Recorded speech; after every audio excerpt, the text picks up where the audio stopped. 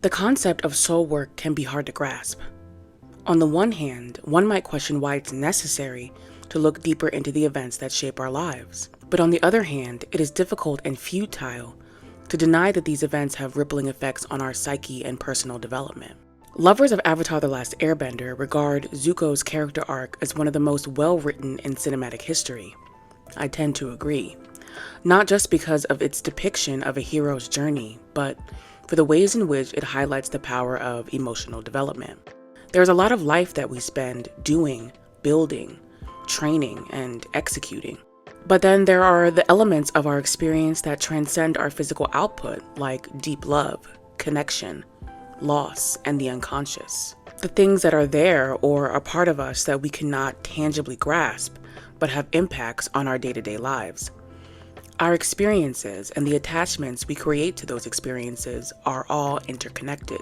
However, there are so many people who bottle their emotional experiences and rarely look at their meaning. Oh, well, I'm sorry I can't be as high-strung and crazy as the rest of you. I'm sorry too. I wish you would be high-strung and crazy for once, instead of keeping all your feelings bottled up inside. This is the definition of soul work, or the potential for healing that exists in each living being. Those that are brave enough to do this work often become knowledgeable on the process of unpacking your inner world, and many are called to share that knowledge with others. You are going through a metamorphosis, my nephew. It will not be a pleasant experience. However, it takes a special kind of healer to guide.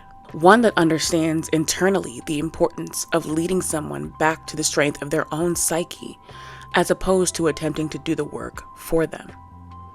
A true wounded healer, a term coined by Carl Jung and studied in connection to the Greek mythology of Chiron. A wounded healer is a blessing for those in need of support during pivotal points along their journey.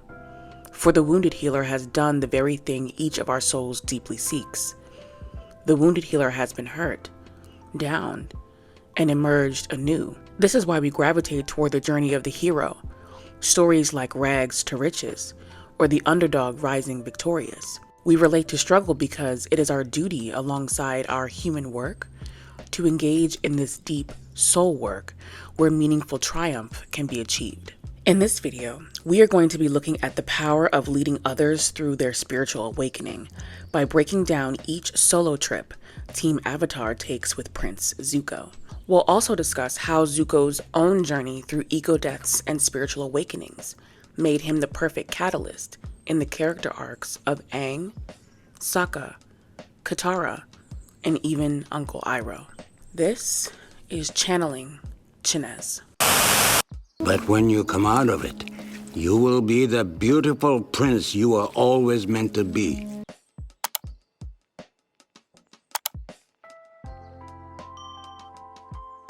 The unconscious. Without the context of soul work in our lives, emotional trauma seems pointless and cruel. Losing a parent at a young age, neglect, or harm. What is the purpose of these experiences, and why do they continue to happen? Emotional trauma is actually the gateway to the unconscious. It is somewhat of an initiation process into the realms of the unknown, a world that we are familiar with and also mystified by. Because what is the unconscious? It's certainly more than just the state of a lack of awareness. It is the thoughts, memories, and deep desires that exist within us, beyond our awareness, those that are driving us forward and playing a role in our actions and beliefs. Zuko in particular spends a lot of time grappling with his unconscious motivations. For so long I thought that if my dad accepted me, I'd be happy. I'm back home now, my dad talks to me. He even thinks I'm a hero. Everything should be perfect, right? I should be happy now. But I'm not. I'm angrier than ever and I don't know why. And it is through this soul work where he discovers the meaning of his own suffering. This is something we see Aang do quite innately. Aang, who is already spiritually gifted and intuitive, naturally digests his pain and holds the vibration of meaningfulness in each experience. I've been going through a really hard time lately, but you've made me hopeful again. I thought I was trying to be strong, but really I was just running away from my feelings. Seeing this family together, so full of happiness and love, it's reminded me how I feel about Appa, and how I feel about you. What makes Zuko so interesting is watching a character who doesn't naturally possess this quality develop it through a concerted effort. There's something about witnessing that, even as someone like myself, who processes things more naturally like Aang, that is inspiring and hopeful. It reminds us that we all have the capacity for tremendous growth if we are willing to experience and unpack our unconscious mind and emotional depth. Ego death. Understanding ego death and its importance in spiritual growth is one of the first steps in mastering your emotional and spiritual body. Ego death is a spiritual or psychological experience where a person loses their sense of self. This is usually triggered by some sort of traumatic event and often leads individuals towards spiritual awakenings. However, due to the painful nature of this experience, many souls struggle to emerge from a period of ego death with new wisdom and an open heart. Too often, the experience of losing your sense of self, or the things you believe you are comprised of, leads to bitterness and contempt, and for some, dissension into crisis.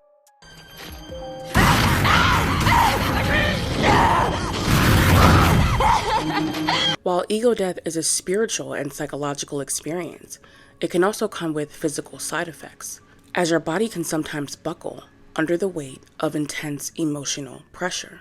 Zuko's ego death experience happens several times throughout the series and is a testament to how continuous the process of spiritual growth is. One's ego may experience this kind of dismantlement multiple times in a single life. For Zuko, it was right after his banishment, again when he separated from Uncle Iroh, once more when he freed Appa, and again once he returned home. But as one moves through this process and begins accepting new possibilities for self, ego death becomes a survivable and rewarding growth experience. It's truly about shedding the expectations you once had for yourself and developing new, more aligned motivations for your life. When done intentionally, it can also highlight the ways an individual can bring healing to others by sharing new wisdom. Hello, Zuko here. Healing is outgrowing. When we think about healing, at times we think about how we can fix what is broken. But the truth is, trauma can never really be fixed, at least not in a way where it can be undone. Trauma can only be outgrown, and outgrowing something is a form of healing. We see this highlighted in the solo trip Zuko and Aang take to the Sun Warriors. Both Zuko and Aang experience healing during this trip, as wounded healers often do. It is more so the practice of participating in healing that makes a good spiritual guide, as opposed to being the person who directly solves the problem. When Aang and Zuko are struggling with firebending, the source of this healing is coming from two different places. For Zuko, it was about healing a broken, established relationship with firebending in order to effectively guide Aang. For Aang, it was about outgrowing his fear of something he can't actually run away from. Although Aang began the process of forgiving his firebending mistakes with Guru Patik, he hadn't yet attempted to firebend again up until this point. Outgrowing your trauma will sometimes require you to re-engage with the issue. While Zuko was present and participating with Aang, he served as the perfect guide by not interfering with Aang's healing.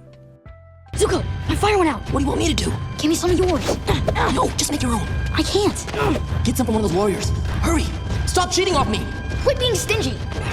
He encouraged Aang to face his issue head-on, and in doing so, Zuko found a new drive for firebending for himself as well. Aang was able to feel supported by Zuko, which allowed him to outgrow a fear that would have held him back from his overall destiny, and firebend with a new sense of courage. Even though you'll probably fail over and over and over again, seriously, not helping. You have to try every time. You can't quit because you're afraid you might fail. Healing is in the attempt. If there is one thing Zuko knows about, it's My honor, my throne, my country. I'm about to lose them all. I want the Avatar. I want my honor, my throne. And you earn the honorary title, Dragon. You need to regain your honor. Redeem your honor. Unquestionable honor. and the importance of seeing through moments where you believe your honor is being tested. In many ways, Sokka experienced a form of an ego death after the loss on the day of Black Sun. While it was not his fault, what he could not foresee, Sokka felt directly responsible for his father's capturing by the Fire Nation. Feeling responsible for a negative outcome or experience is a form of trauma. If I had just cut my losses at the invasion, maybe we wouldn't be in this mess. Maybe sometimes it's just better to call it quits before you fail. Inherently, most individuals at their core desire to do the right thing, to help and not hinder, to set free and not subjugate. But in the words of Guru Patik, life is messy. You're going to fail a lot before things work out. That's supposed to make me feel better, even though you'll probably fail over and over and over again. Seriously, not helping. You have to try every time. The guilt that lingers when one feels at fault or even the cause of someone else's suffering is just another form of trauma that cannot truly be fixed. But the healing lies in the attempt, not the full rectification.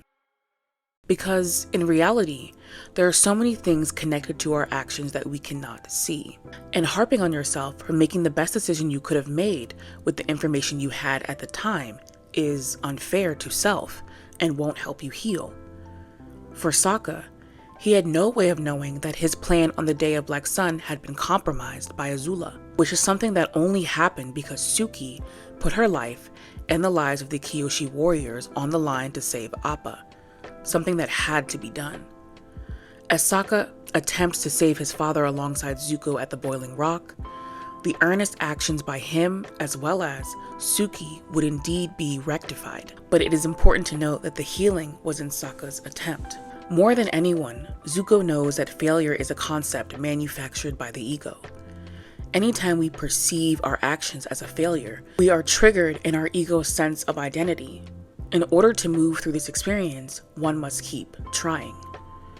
Allowing the ego to fully die by putting its fragile needs in the backseat and your heart desire to at least try in the front seat is how you emotionally move through self-disappointment. Oftentimes, you may even be surprised achieving more than what you had originally wanted through the power of not giving up and the righteousness of addressing a past wrong. Sometimes healing is about building that momentum. You might have everyone else here buying your transformation, but you and I both know you've struggled with doing the right thing in the past. So let me tell you something right now. You make one step backward, one slip up, give me one reason to think you might hurt Aang, and you won't have to worry about your destiny anymore. Healing is releasing. In our final Zuko solo trip, we address a kind of trauma that encompasses the depths of pain that most certainly cannot be fixed or undone. The pain of loss, and the realization that this pain may be keeping us from peace. Like Katara, one may never really fully recover from the loss of a parent or loved one, particularly if that loss was experienced in adolescence. And for Katara, this loss is compounded by the guilt she feels for being the reason why her mother would lay her life on the line. What makes this trip more special is the ways in which it addresses emotional healing for both Katara and her wounded guide, Zuko. As a result of such deep-seated pain and continued traumatic experience with the Fire Nation, Zuko included, Katara's sense of loss had understandably slipped into internal rage and vitriol, an energy that began keeping her from her own inner peace. Her solo trip with Zuko to find the man who took her mother's life was also Zuko's opportunity to right a past wrong, to support Katara in healing, knowing he had done so much to exacerbate her pain. For Katara, her healing was in the releasing of her pain, anger, and disappointment. Zuko, serving in support of however she might choose to do this, was an important element of this healing. Unlike Aang, Zuko was able to support Katara without imposing his own beliefs of how she should face Yon-Ra. Despite Aang's best of intentions, that was not his place. Zuko was able to use his intel or resources to not only help someone he directly oppressed, but to heal and liberate a bloodline of oppression by his people against the world.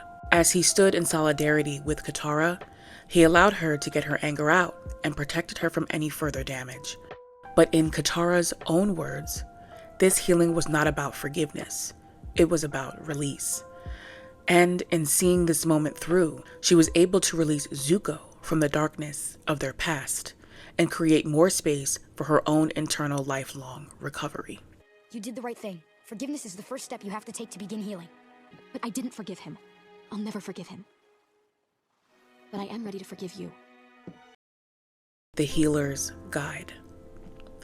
We would be remiss without mentioning Uncle Iroh as the perfect wounded healer for Zuko. Uncle Iroh was not only a dedicated spiritual guide throughout Zuko's resistance, he also understood the art of letting go. Whether you're a spiritualist, therapist, or just a concerned person in the life of someone you love, letting go of others who are not ready to face their own ego death or address their own healing is an important skill to foster. Because the process of healing is lifelong, something we have all signed up to experience, and knowing when to detach from the emotional decisions of others is how we self-protect and sustain our own energetic balance. The relationship between healer and healing requires effort on both sides. From offering help to letting go of our attachment to that offering, from learning to embrace your own healing journey, and communicating when you require space to do that alone. The relationship between Iroh and Zuko is a deeply moving demonstration of true unconditional love, with unconditional love for self being the overarching purpose of soul work for us all. With unconditional love for self being the overarching purpose of soul work for us all. If you enjoyed this video, please give it a like. Thank you for watching, and hit that subscribe button. Help me bring more enlightening pop culture videos to this platform by showing your support with a comment or share, as it helps me in the algorithm. Thank you for watching Channeling Chinez, and I will see you in the next episode.